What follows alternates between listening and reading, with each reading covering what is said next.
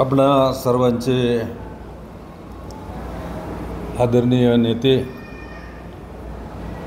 माननीय शिवाजीरावदादा आढळराव पाटील यांची शिरूर लोकसभा मतदारसंघामध्ये महायुतीचे उमेदवार म्हणून तिन्ही पक्षांनी त्यांना संमती दिलेली आहे।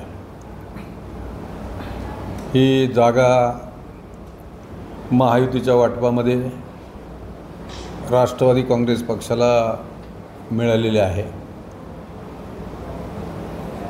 आणि शिवाजीराव आढळराव पाटील यांचा राष्ट्रवादी काँग्रेस पक्षामध्ये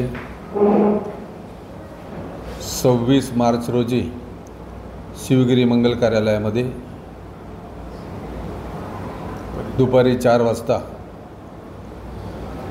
प्रवेशाचा कार्यक्रम निश्चित केलेला आहे।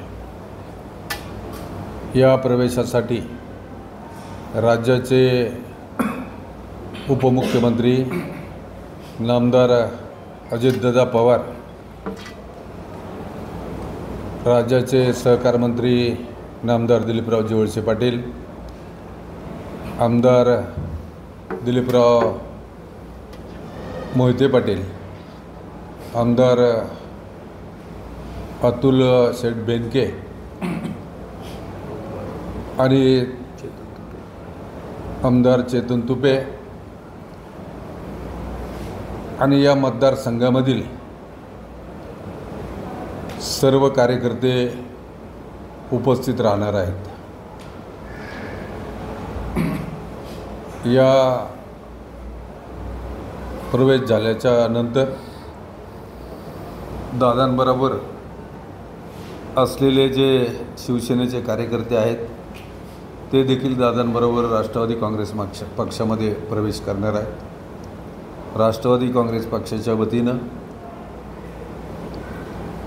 नामदार दिलीपराव वळसे पाटील आणि राष्ट्रवादीचे सर्व कार्यकर्ते दादांच्या स्वागतासाठी आणि प्रवेशासाठी उपस्थित राहणार आहेत। गेले 1.5 ते 2 वर्षापासून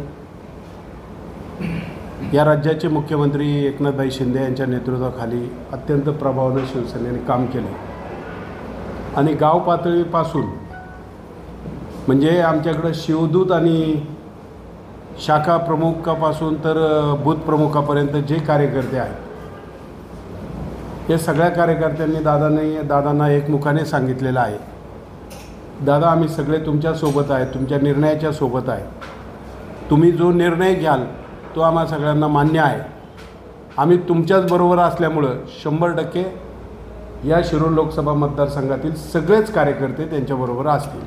आता तुम्ही म्हटले संमतीने दादा जाहीर झाले, उमेदवार जाहीर झाली, दादा राष्ट्रवादी येत आहे। आता या घटनेला मुख्यमंत्री एकनाथ शिंदे यांची पण संमती आहे, मग त्यांच्या पक्षामध्ये कोणी शिल्लक राहणार आहे का नाही? का सगळा पक्ष तुम्ही विलीन करणार आहात राष्ट्रवादी? राहतील ना, असं काही नाही, सगळेच कार्यकर्ते तिला असं नाही। आता समजा जिल्हा प्रमुख शरद दादा हे राहतील ना, सगळा पक्ष 27 ला वेगळा निर्णय घ्यायला नाही। कसं आहे, राज्यामध्ये महायुतीचं सरकार आहे, मुख्यमंत्री एकनाथ शिंदेंनी शिरूर लोकसभा मतदारसंघामध्ये प्रचंड कामं केलेली आहेत। आता माझ्यासारखा कार्यकर्ता, आमच्यासारखे कार्यकर्ते दादांबरोबर आहोत, म्हणजे दादा ज्या पार्टीमध्ये जातील तिथं आम्ही जाणार 100% आहेत। पण ज्या लोकांना एकनाथ शिंदेंबरोबर काम करायचं आहे किंवा शिवसेनेबरोबर काम करायचं, महायुती आहे ती लोकं थांबतील, अशी सक्ती वगैरे कोणावर होणार नाही। ज्या कार्यकर्त्यांना दादांबरोबर जायचं ते करतील आणि सगळे शेवटी महायुतीचं काम करतील। एकनाथ शिंदेंचं सुद्धा गरज आहे ना पुढे आपल्याला, म्हणजे विकास कामाला आहे सगळ्यांना आहे। महायुती असताना राष्ट्रवादी काँग्रेसमध्ये प्रवेश करायची घाई का? प्रवेश नाही तर एकनाथ शिंदे साहेबांच्या सहमतीनेच आहे ना। एकनाथ बघा, ही जागा राष्ट्रवादीला गेल्यामुळे प्रश्न असा आहे, तर महायुतीला जागा गेली नाही व आढळराव राष्ट्रवादी काँग्रेसमध्ये आले पण ठीक आहे, बाकी सगळे कार्यकर्त्याची इन्कमिंग होते, म्हणजे त्याचं मिनिंग काय? तसं बरं का, सगळे इन्कम तुम्ही जे बोलताय ना महायुतीचे, आमची स्वतःची इच्छा आहे दादांबरोबर काम करायची। आमचं असं काय कोणाला कोणी आम्हाला सांगितलं किंवा दादांनी सांगितलं असं अजिबात नाही आहे. आमची स्वतःची इच्छा आहे का आम्ही गेले 15-20 वर्ष खासदार आढळराव पाटलांबरोबर काम करतो. ते ज्या ठिकाणी काम करतील त्यांच्या खांद्याला खांदा लावून काम करायची जबाबदारी आमची आहे. म्हणून आम्ही स्वतः चाललो आहे. अजिबात असं काही नाही आहे. ज्यांना थांबायचं ते थांबणार आहे. कारण मुख्यमंत्री शिंदेंनी खूप चांगलं काम केलेलं आहे आणि त्यांच्या संमतीनेच खासदारांची उमेदवारी जाहीर झालेली आहे. त्यांनीच सांगितले दादांना का तुम्ही प्रवाहात राहिलं पाहिजे, तुमचं काम चांगलं आहे आणि म्हणून आम्ही हे सगळं करतो.